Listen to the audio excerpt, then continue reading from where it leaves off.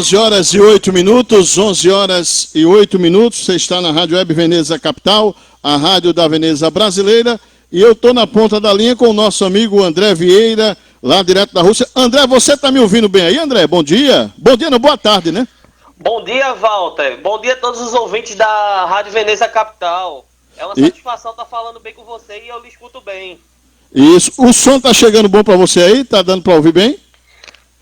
Tá chegando bem, tá chegando bem. Então, graças a Deus. Rapaz, mais uma vez é um prazer tê-lo aqui conosco, né? Pela Rádio Veneza Capital, e a gente trazendo as informações aí da Rússia. Mas antes eu queria passar um fato interessante para você, que hoje pela manhã, quando eu coloquei a sua foto lá na rede social, no Facebook, aí eu coloquei uma foto lá, tá você lá com o negócio na mão, tal, vestido, você tá parecendo um russo. Aí eu disse, mas rapaz, André já tá com aparência de russo. Aí o nosso amigo Isaías Carvalho, jornalista lá em Moreno, disse a mesma coisa.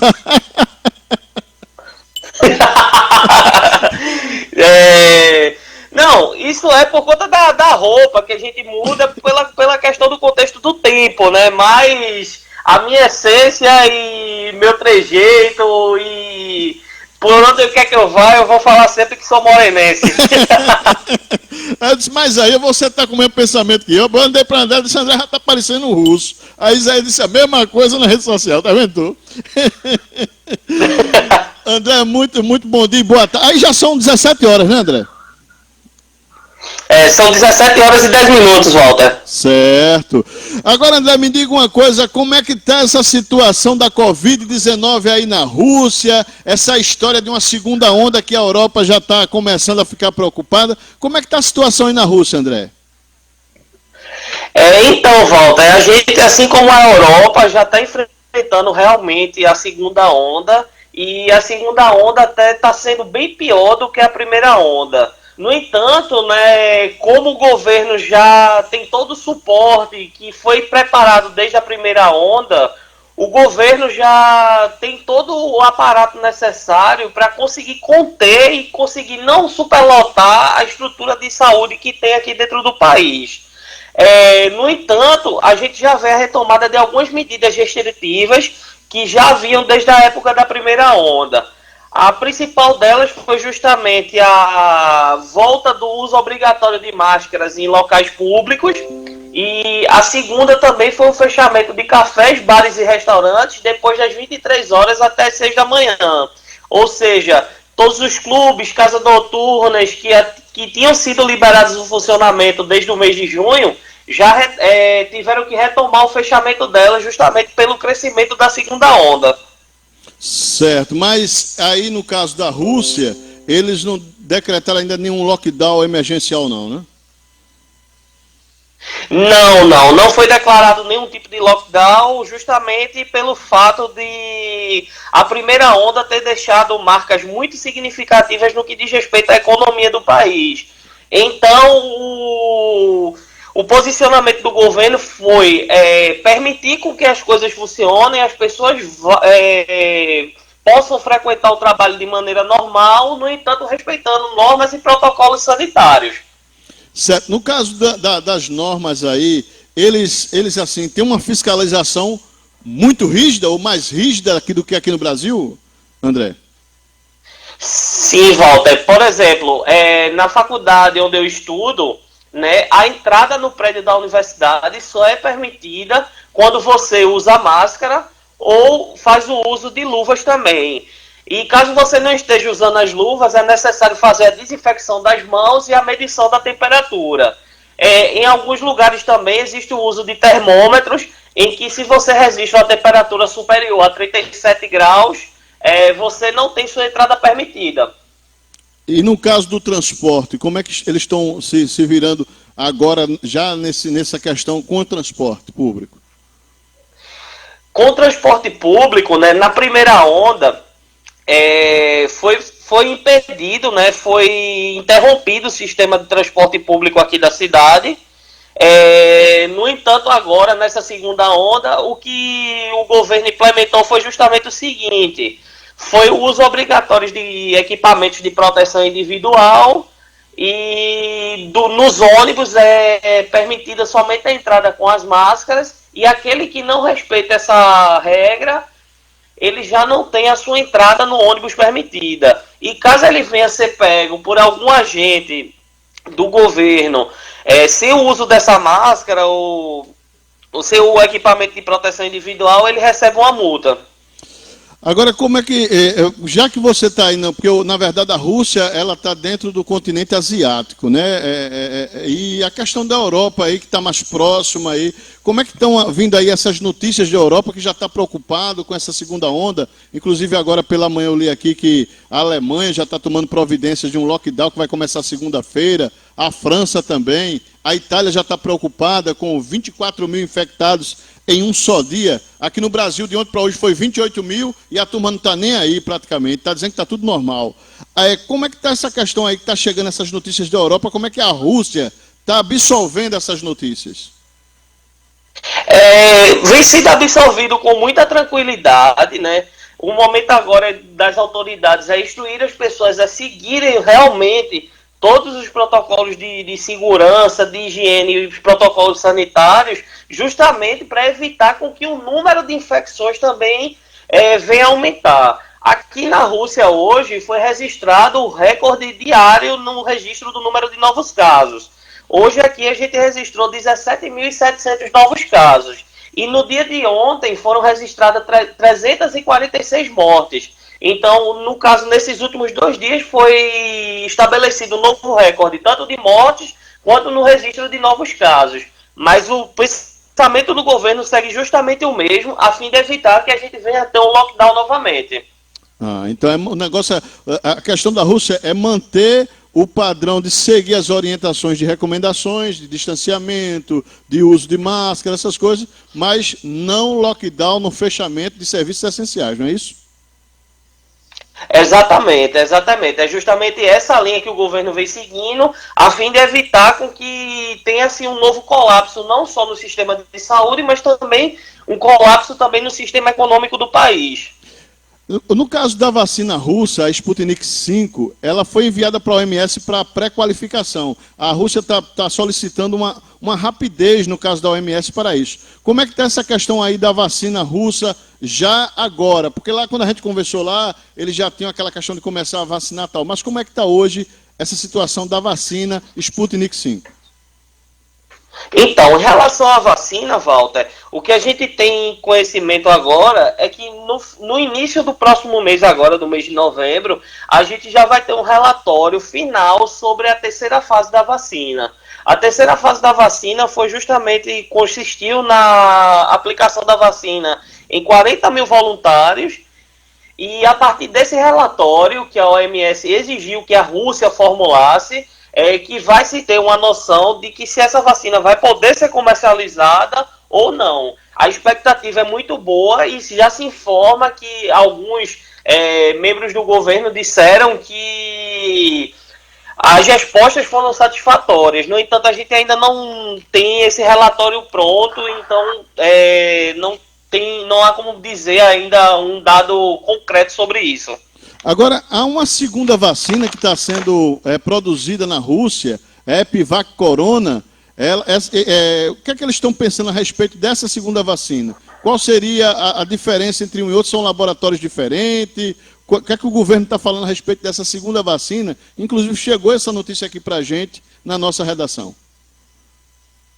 Então, em relação à segunda vacina, a grande diferença é o seguinte: a vacina está sendo desenvolvida em outra cidade, está sendo desenvolvida justamente em São Petersburgo, por outro instituto aqui da Rússia, e esse instituto está usando um preceito científico diferente da primeira vacina.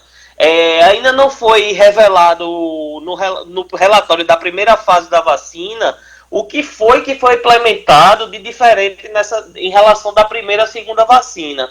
A gente só vai ter uma perspectiva em relação a essa segunda vacina e dados mais concretos sobre ela justamente no dia que for registrada. A perspectiva de registro dessa segunda vacina é na segunda ou terceira semana do mês de novembro. Certo. A gente tem visto, André, que o número de infecção é que, na verdade, tem causado medo, porque o número de infectados está aumentando. Inclusive, mundialmente se bateu um recorde essa semana, não sei se foi ontem, de 500 mil pessoas, 500 milhões de pessoas em todo o mundo. Agora, no caso de mortes, em alguns países, o número de mortes é que vem diminuindo. Como é que está hoje a questão do parâmetro de número de mortos aí na Rússia?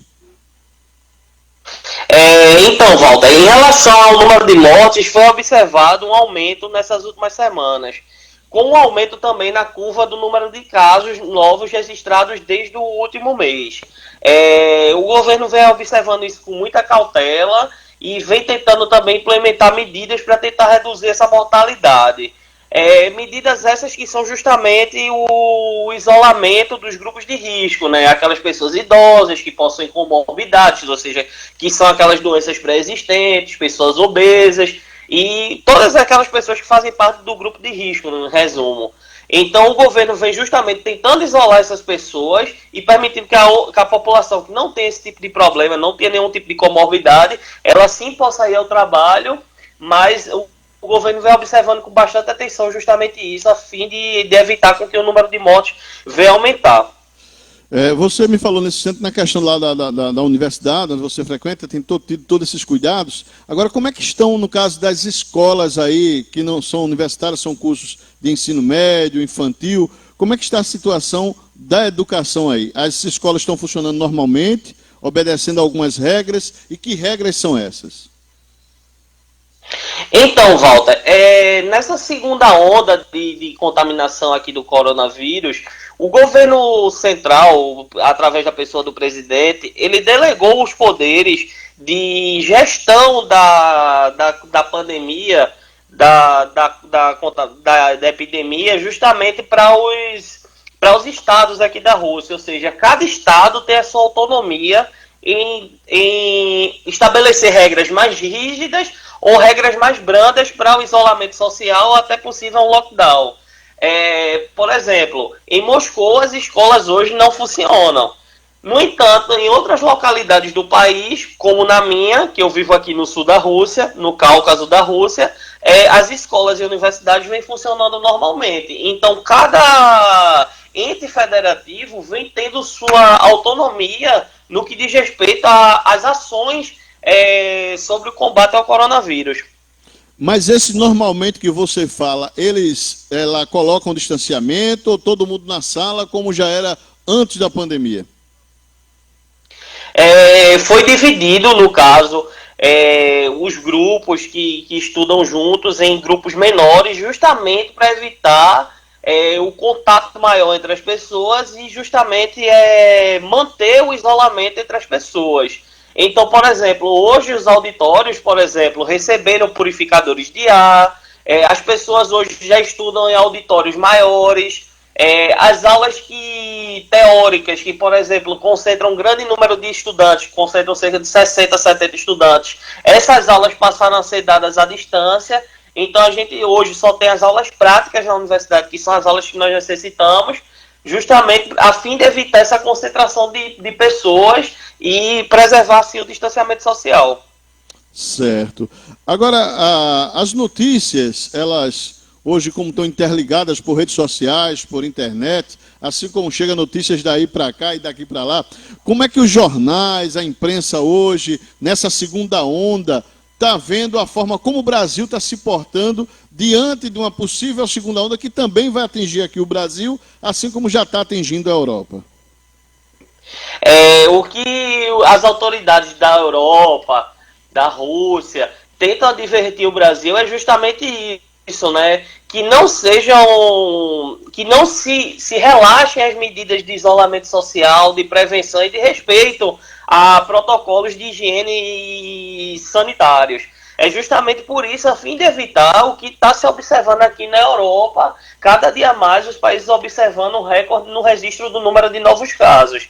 Então, o conselho que é dado justamente dos países da Europa para os países latinos, não somente o Brasil, mas como Argentina, Equador, Peru, é justamente de não relaxarem com as medidas de isolamento social e buscarem respeitar os protocolos. Certo.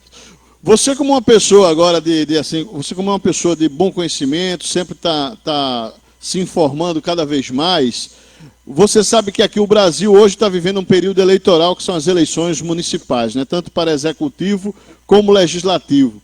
Você, como um bom observador, que sei que você é uma pessoa que sempre está aí nas redes sociais, observando, acompanhando a política do dia a dia, como é que você está vendo hoje as eleições municipais, por exemplo, aqui em Moreno, que é o seu reduto e que você conhece muito bem? Você tem acompanhado as eleições aqui em Moreno, André? Walter, pelo pouco que eu venho acompanhando, eu venho observando, sim, o movimento dos candidatos, as propostas, às vezes nem tantas propostas por parte deles, e a gente vem observando também justamente isso, né, estabelecendo um comparativo, né, as pessoas meio que esqueceram que existe uma pandemia, né, nesse período agora, e promovem assim grandes aglomerações. E é uma coisa que vai deixar não só o eleitor, né, e o cidadão com um questionamento, né? Se durante as eleições, que foi justamente para as pessoas votarem nos políticos, se permitiu essas concentrações, porque depois das eleições eles vão querer implementar um lockdown ou medidas rígidas de distanciamento social. Eu acho que é uma coisa que os políticos deveriam observar, né, como representantes do povo. Parece não, é uma grande contradição, né, André? Exatamente, né, Walter? A gente vê, né, há tempos atrás os políticos diziam a gente, fiquem em casa, respeitem, não saiam sem máscaras, e hoje as pessoas parecem que esqueceram que existe uma pandemia no Brasil, né, que matou já quase 160 mil pessoas, né? Isso. As pessoas têm que lembrar e têm que ter consciência disso, né? Eu peço até ao próprio eleitor, né, não só de Moreno, mas como de todo o Brasil, que eles tenham consciência, né, e vejam quem são os políticos que estão aí e votem de maneira consciente, né? Exatamente. Até porque o que a gente tem visto aí dessas aglomerações em comícios, né, esses comícios relâmpagos, nos próprios cabos eleitorais que estão aí, muitos cabos eleitorais sem máscara, e até os próprios candidatos, né, tanto ao executivo como ao legislativo, abraçando seus eleitores, né? Exatamente, né? Se perdeu totalmente essa noção, né, de que há tempos atrás a gente tinha que manter um distanciamento social, respeitar normas rígidas, evitar abraço, contato físico tão intenso, e hoje as pessoas vão a feiras livres, a comércio, a todos os lugares, e como se nada estivesse acontecendo, né? Chega a ser contraditório, né?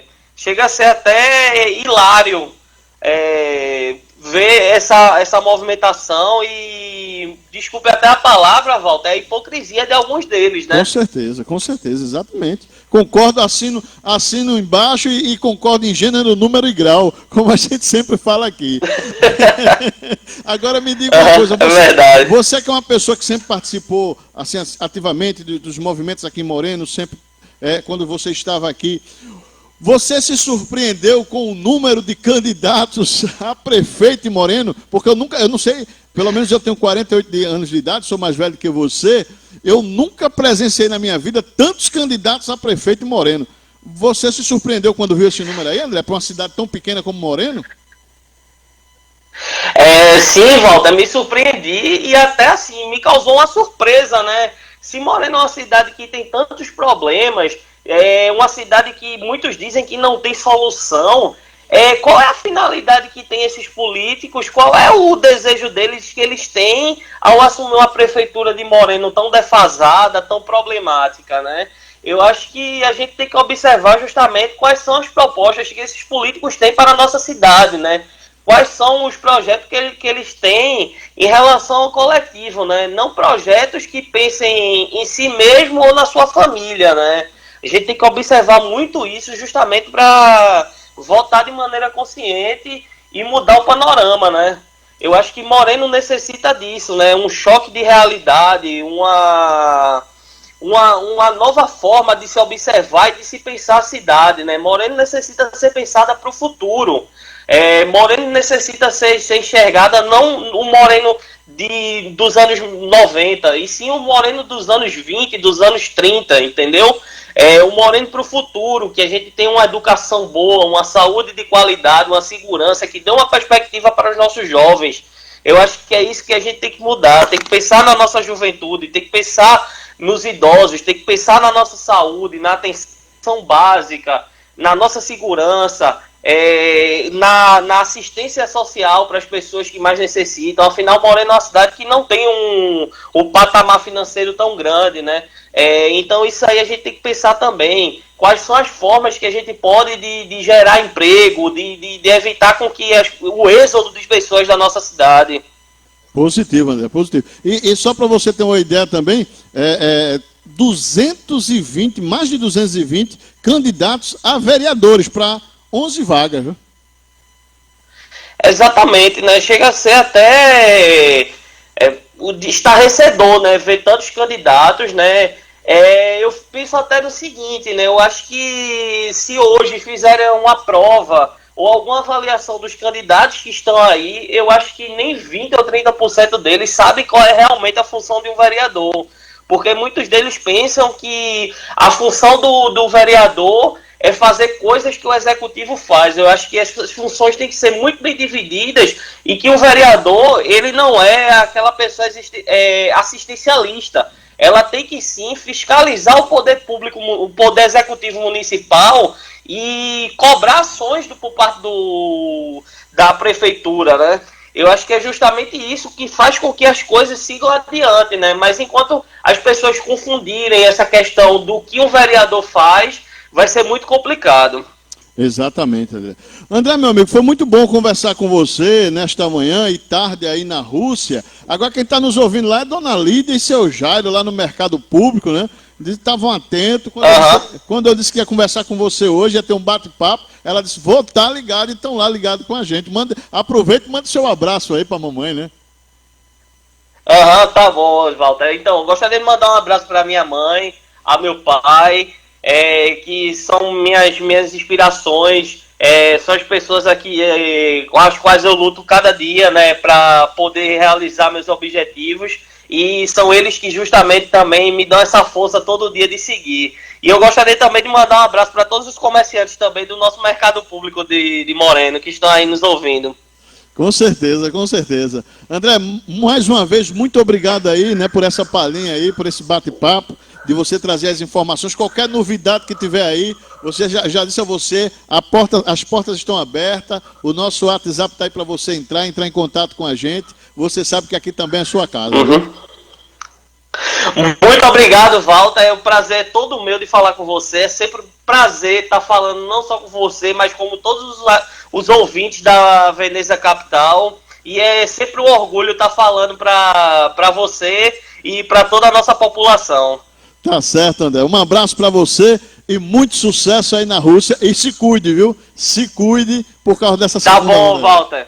Um abraço, André. Muito obrigado, Walter. Um abraço. Tchau, tchau. Tchau, tchau.